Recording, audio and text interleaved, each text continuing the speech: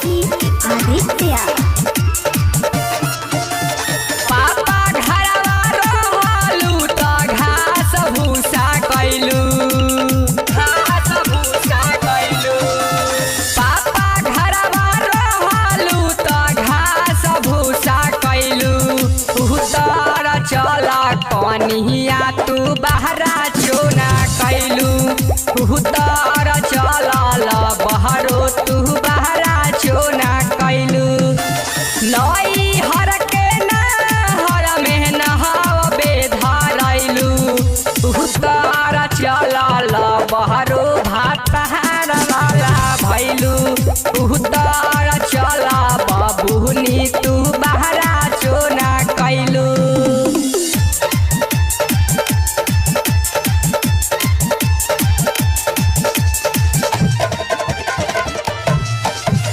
उमंग recording studio Deoghar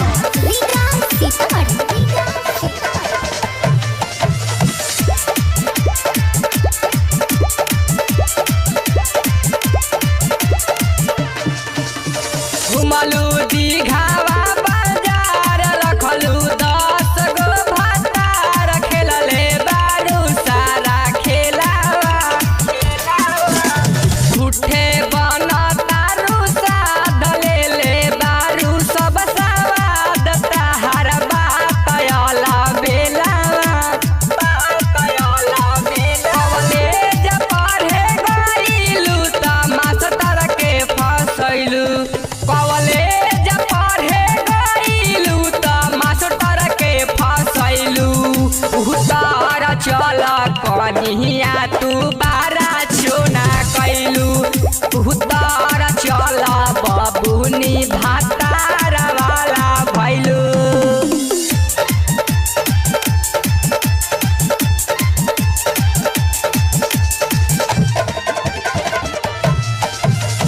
music by Aditya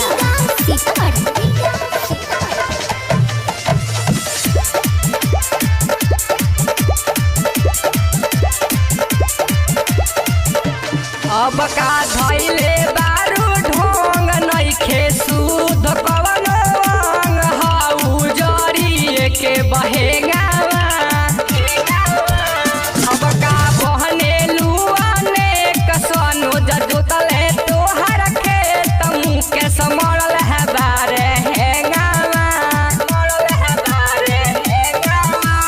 Pappu पर दीप संगे फोटो खिंचावैलू बापू मनीष संगे फोटो खिंचावैलू उतर चल बहरो भातार वाला भैलू उतर चल बबुनी भातार वाला भैलू आदित्य